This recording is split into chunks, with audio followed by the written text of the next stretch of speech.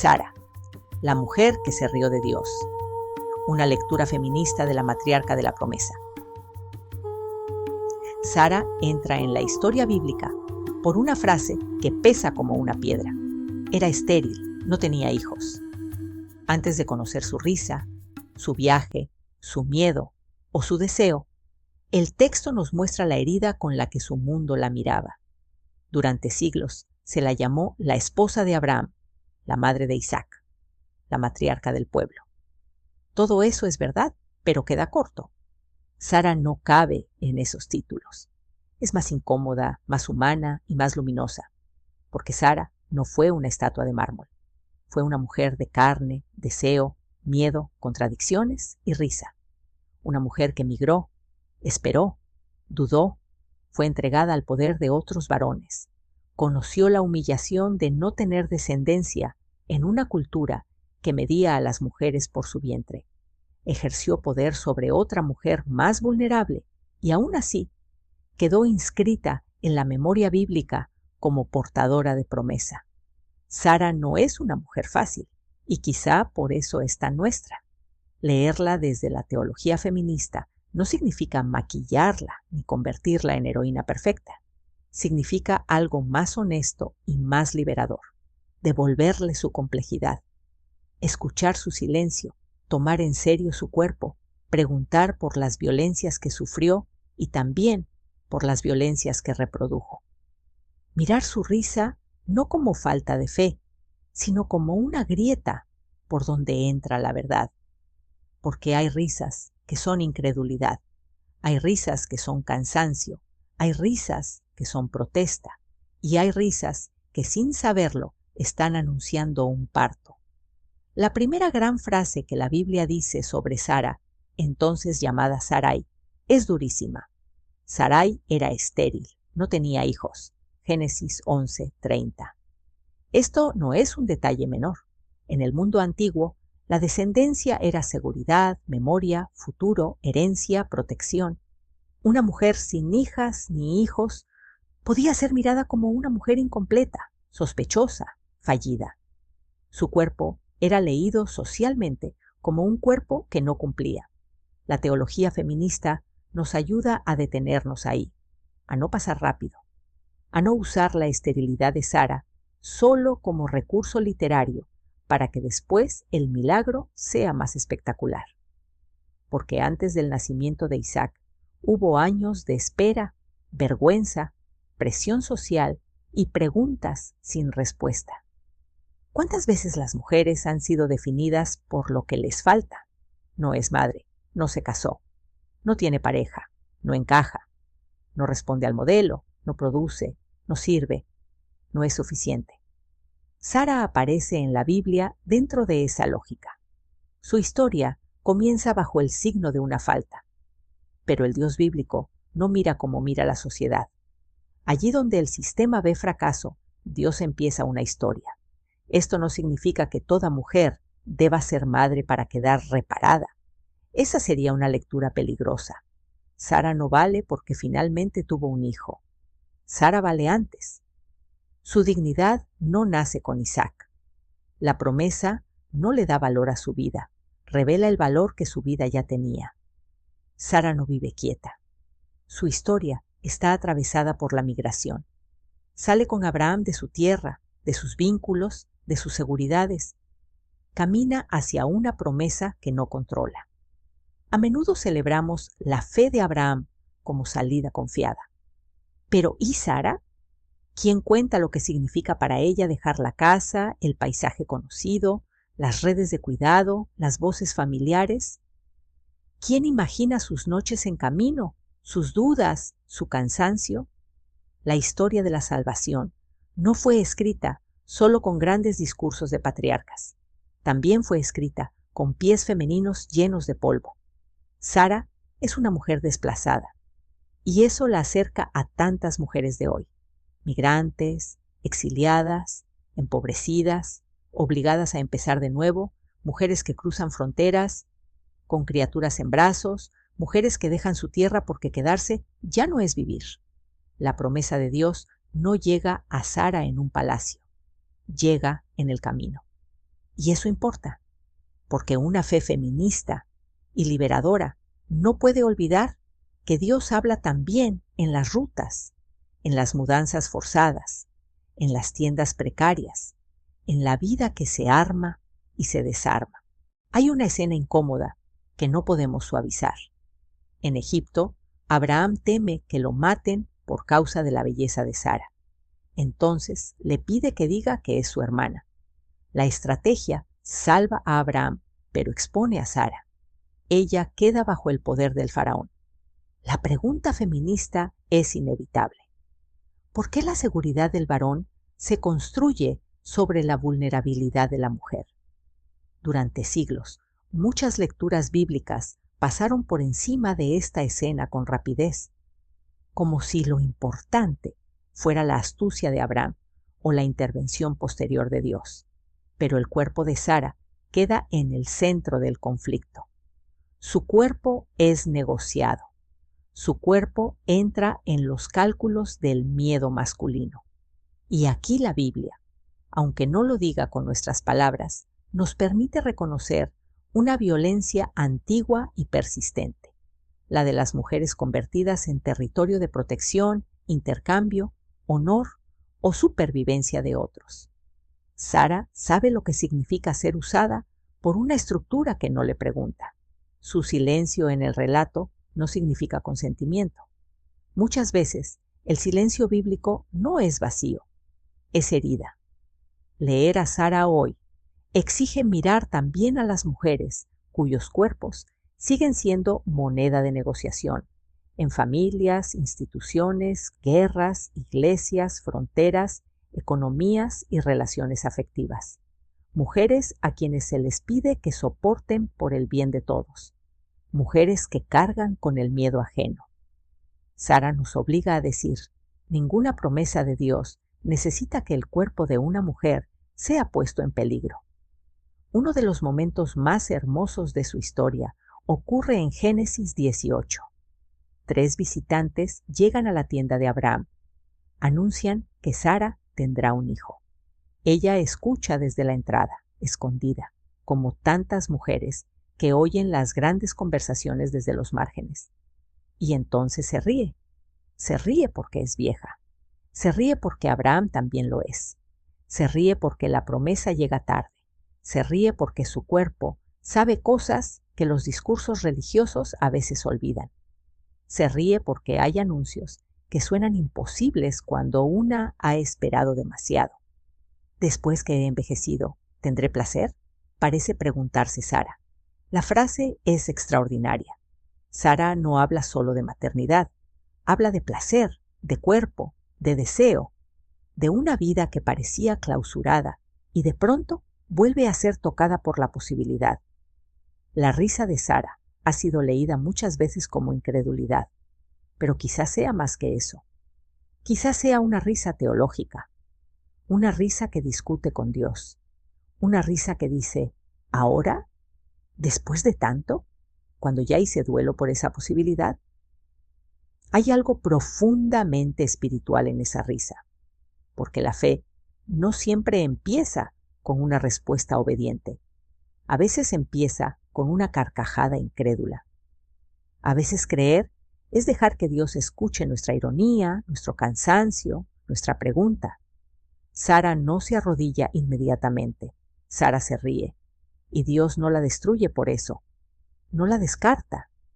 No le quita la promesa. Solo pregunta, ¿hay algo imposible para Dios? Dios toma en serio la risa de Sara y la convierte en memoria. Su hijo se llamará Isaac, nombre relacionado con la risa. La mujer que se rió de Dios terminará criando a un hijo cuyo nombre recordará para siempre esa risa. Pero si queremos leer a Sara con honestidad, debemos entrar en la zona más difícil de su historia, Agar. Sara no podía tener hijos.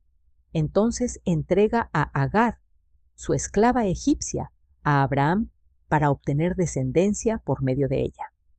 Aquí se cruzan varias formas de opresión: género, clase, etnia, esclavitud, maternidad y poder. Sara sufre dentro de una cultura que la humilla por no ser madre, pero Agar sufre todavía más. Es mujer, extranjera, esclavizada y sin control sobre su propio cuerpo.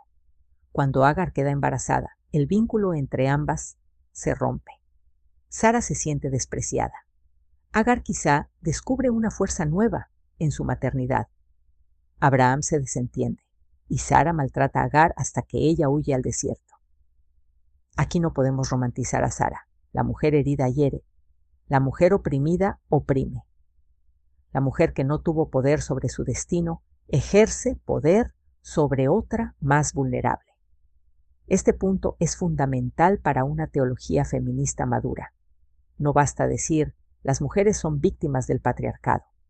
Muchas veces lo son, pero también pueden reproducir sus lógicas, competir entre ellas, jerarquizarse, excluir, maltratar, usar el pequeño poder disponible para sobrevivir dentro de un sistema injusto. Sara y Agar no son enemigas naturales. El patriarcado las convierte en rivales. Una necesita descendencia para ser reconocida. La otra es usada como vientre disponible. Una es esposa libre, la otra es esclava extranjera. Una tiene nombre y lugar en la promesa oficial. La otra encontrará a Dios en el desierto. El drama es que podrían haberse mirado como aliadas, pero el sistema las enfrentó. Allí donde pudo haber sororidad, hubo expulsión. Y esta historia sigue viva. Cada vez que una mujer con más reconocimiento desprecia a otra más pobre. Cada vez que una mujer blanca ignora el dolor de una mujer racializada. Cada vez que una mujer creyente juzga a otra por su sexualidad, su maternidad, su historia o su forma de sobrevivir. Cada vez que una institución protege a las Saras visibles y abandona a las Agares descartadas. La Biblia no nos da esta historia para que elijamos un bando fácil. Nos la da para que veamos el mecanismo de la violencia. Aquí aparece una de las intuiciones más potentes del relato. Dios no actúa como propiedad privada de nadie. Dios bendice a Sara, le cambia el nombre, la incorpora explícitamente a la promesa. No será solo la esposa de Abraham, será madre de pueblos. Su cuerpo anciano, considerado cerrado, se vuelve lugar de vida. Pero Dios también escucha a Agar. Cuando Agar huye al desierto, Dios la encuentra. Cuando Ismael está en peligro, Dios oye su llanto. La esclava expulsada descubre un rostro de Dios que ve, escucha y acompaña fuera de la tienda principal. Esto es decisivo. La promesa dada a Sara no significa abandono de Agar. Dios no es un Dios tribal de la mujer reconocida contra la mujer descartada. Dios no bendice una maternidad destruyendo otra. Dios no necesita expulsar a Agar para amar a Sara. La teología feminista puede decirlo así. Toda promesa que deja a otra mujer en el desierto necesita ser revisada. Sara es bendecida, sí, pero Agar también es vista. Y esta doble mirada de Dios rompe nuestras lecturas cómodas. Nos impide convertir la elección en privilegio excluyente. Nos recuerda que Dios está en la tienda donde se anuncia Isaac, pero también en el desierto donde llora Ismael. Sara es matriarca, pero no es perfecta, y quizá allí está su fuerza. Es creyente y desconfiada, es vulnerable y poderosa, es silenciada y también decide, es víctima de estructuras patriarcales y reproductora de violencia, es madre de la promesa y mujer que expulsa, es risa y es dureza, es bendición y contradicción. Nos cuesta aceptar figuras así porque preferimos personajes limpios. Queremos santas sin sombra, madres sin rabia, mujeres bíblicas sin conflicto. Pero la Biblia es más honesta que nuestras estampitas. Sara no necesita ser perfecta para ser portadora de promesa. Esto puede ser profundamente liberador, porque muchas personas creen que Dios solo trabaja con vidas ordenadas, puras, coherentes, ejemplares. Sara desmiente esa fantasía. Dios trabaja en historias mezcladas, en familias rotas, en cuerpos cansados, en decisiones ambiguas, en mujeres que se ríen cuando ya no pueden creer del todo. La promesa no llega porque Sara sea impecable, llega porque Dios es fiel. ¿Qué nos dice Sara hoy? Sara habla a quienes esperan desde hace demasiado tiempo, a quienes sienten que la vida les llega tarde, a quienes han sido definidas por una falta, a quienes cargan con mandatos sobre el cuerpo, a quienes migraron sin saber si habría futuro, a quienes han sido usadas para sostener la seguridad de otros, a quienes se rieron de una promesa porque ya no tenían fuerzas para creer, a quienes descubren que también han herido a otras personas desde sus propias heridas. Sara nos enseña que la fe no siempre es luminosa. A veces la fe es una tienda en medio del desierto. A veces es una carcajada detrás de la puerta. A veces es una pregunta que no se anima a salir en voz alta. A veces es una promesa que tarda tanto que cuando llega nos encuentra envejecidas, irónicas y cansadas. Pero Sara también nos advierte algo. No basta con recibir una promesa. Hay que preguntarse qué hacemos con ella. ¿La usamos para cuidar o para excluir? ¿Para abrir futuro o para proteger privilegios? ¿Para celebrar la vida o para expulsar a quienes nos incomodan? ¿Para hermanarnos o para competir? La historia de Sara no termina de sanar mientras Agar siga en el desierto. Quizá el gran símbolo de Sara sea la risa, no una risa superficial, no una risa de burla simple, sino una risa honda, nacida del choque entre la promesa de Dios y la realidad del cuerpo. Sara se ríe porque sabe contar los años. Dios promete porque sabe abrir el futuro. Entre esas dos verdades nace Isaac. La risa de Sara nos permite imaginar una espiritualidad menos rígida, menos solemne, menos temerosa del cuerpo. Una espiritualidad donde se puede dudar sin ser expulsada, donde se puede envejecer sin quedar descartada, donde se puede decir, ya no puedo, y aún así ser visitada por la vida. Sara nos recuerda que Dios no teme nuestras risas incrédulas.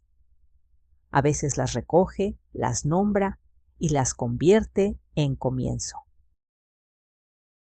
Sara es la mujer que se rió de Dios y descubrió que Dios también puede hacer reír. Pero su historia nos deja una tarea pendiente. No podemos celebrar a Isaac sin escuchar a Ismael. No podemos honrar a Sara sin recordar a Agar. No podemos hablar de promesa si esa promesa se construye sobre la expulsión de otra mujer. La teología feminista no destruye la figura de Sara, la libera de la vitrina, la baja a la tierra, le devuelve su risa, su cuerpo, su miedo, su deseo, su sombra y su dignidad. Sara no es solo la esposa de Abraham. Sara no es solo la madre de Isaac. Sara es una mujer atravesada por la promesa en medio de una historia injusta. Y quizá por eso sigue hablándonos.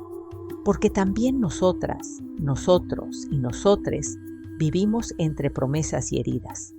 También esperamos, también dudamos, también nos reímos por dentro cuando alguien nos anuncia que todavía hay futuro. También hemos sido heridas, también podemos herir. Sara nos invita a creer, pero no de cualquier manera. Nos invita a creer sin negar el cuerpo, sin esconder la contradicción, sin abandonar a las Agares del mundo.